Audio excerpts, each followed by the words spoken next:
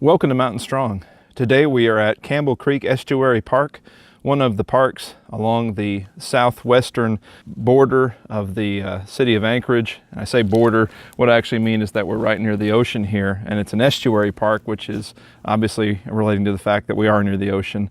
But there is a place where you can walk around over there, a little bit of a trail system, and that leads down to the ocean down there. And we'll go have a look at that in just a few minutes. But first, I wanted to stop and examine our first psalm together, and that's going to be Psalm 23. Psalm 23.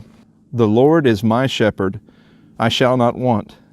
He makes me lie down in green pastures. He leads me beside still waters. He restores my soul. He leads me in the paths of righteousness for His name's sake. Even though I walk through the valley of the shadow of death, I will fear no evil, for You are with me. Your rod and Your staff, they comfort me. You prepare a table before me in the presence of my enemies. You anoint my head with oil. My cup overflows.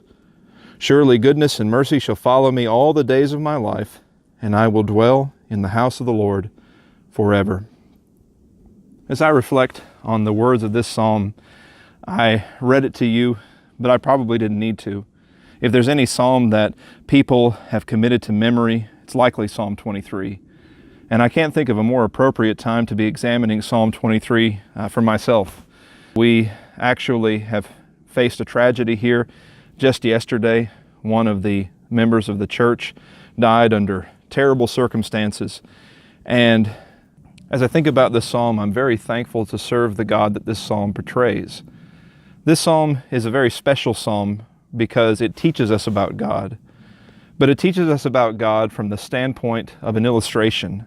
The illustration that David uses when he authors this psalm is the illustration of a sheep's relationship to a shepherd.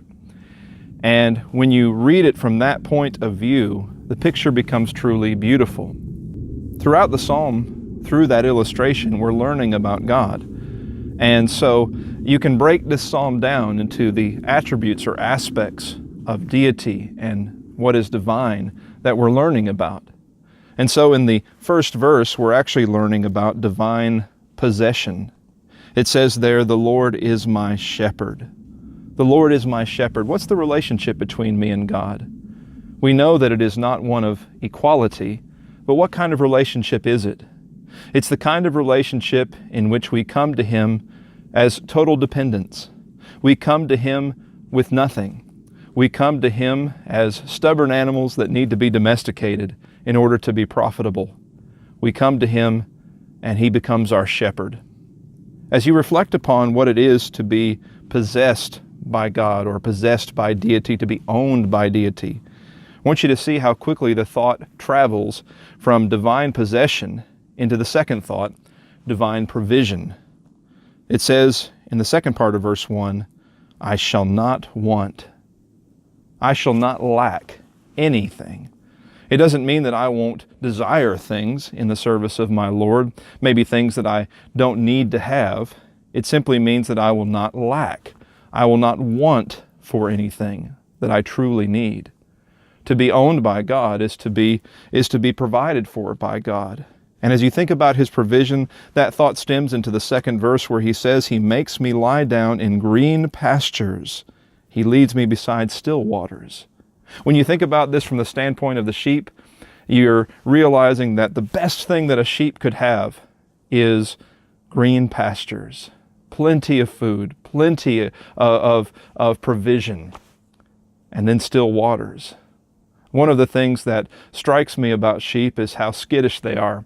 I remember once when we were on our honeymoon, I pulled over to the side of the road. We had our honeymoon in New Zealand, and there are something like 40 million sheep in New Zealand. I've heard it was like 10 to 1 in the population of New Zealand, about 4 million. But anyway, so there's a lot of sheep in New Zealand anyway, and we pulled off to the side of the road, and I thought, I'm going to get a nice picture for a PowerPoint in the future or something. We're always having to use ones that we find on the internet. So I thought, I'll take my own picture of sheep. And so I pulled over and opened the door, and the very second that I opened the door, all those sheep just ran away, and my picture was ruined. That's the way that sheep are. They're very skittish. But the Lord, knowing our nature, knowing who we are and how easily we are frightened, He leads us beside still waters. so that we can partake.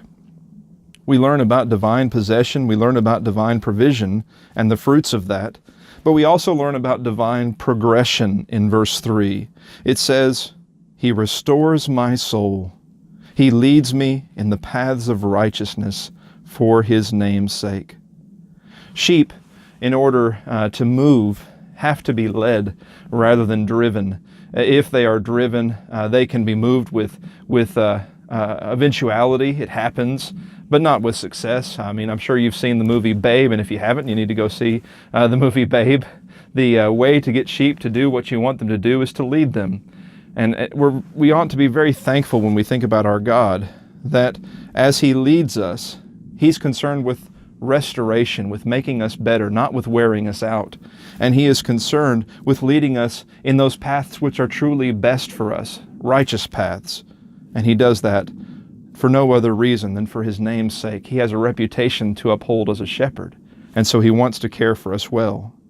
Well, as we progress in following God, does that mean that there's never going to be any difficulty, that it's always going to be green pastures? Well, notice in verse 4, even though I walk through the valley of the shadow of death, I will fear no evil, for you are with me. Your rod and your staff, they comfort me. You see, we're learning about divine protection. It's not that God is going to always lead us along paths where there is no danger. It's simply that God is going to see us through all of those dangers. The hill country of Judea that inspired this psalm is a place with many cracks and crevices, many places where a sheep could get lost. But as the psalmist reflected upon God, he said, if I go through even the most treacherous paths, God is going to protect me. God is going to lead me. And as I walk through those valleys where many other wild sheep perhaps have died, I don't have anything to fear, because my God has a rod with which He can beat off the predators, and He has a staff with which He can pull me out of cracks and crevices if I fall in. We learn further in verse number 5 about divine preparation. He says, you prepare a table before me in the presence of my enemies. There are two things that sheep might count as enemies. Sheep would count as enemies, obviously, wild animals, and a shepherd, in order to prepare a pasture land for sheep, would drive away wild animals. But a sheep would also be frightened or have reason to be afraid of poisonous plants. And a good shepherd, along with his tools, would carry a pair of shears with which he would go and take those weeds, those poisonous plants out of the field before he let his sheep feed. God prepares a table for us. He makes sure that what we eat is not going to be harmful to us. And He makes sure that while we eat, that we are going to be cared for. But then also, notice how we learn about the divine physician in the second part of that verse. If something happens to His sheep, what does God do? It says, you anoint my head with oil. Oil was something that people used in the Bible worlds, both to clean and obviously for medicinal purposes, not aromatic oils, but olive oil for its cleansing abilities. And so they would apply olive oil in the case of wounds, and they would apply olive oil in the case of cleansing. God does that to His sheep. He takes care of them. And when the sheep are too weary to go down to the water and drink, the shepherd brings a pitcher or a basin of water. The sheep, not knowing any better, sticks his head in, and the cup overflows. God makes sure, no matter how frustrating and silly we can be, that we have what we need. And notice how the psalm ends with a divine prospect. He says, surely goodness and mercy shall follow me all the days of my life, and I will dwell in the house of the Lord forever.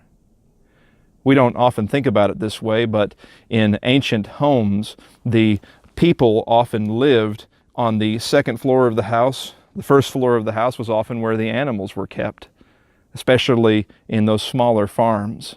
That kind of intimate relationship is the relationship which Nathan the prophet described when he was talking to David and trying to convince him of his sin with Bathsheba.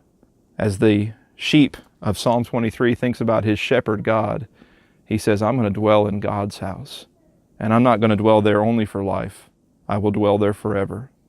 What a wonderful teaching. What a wonderful passage of comfort.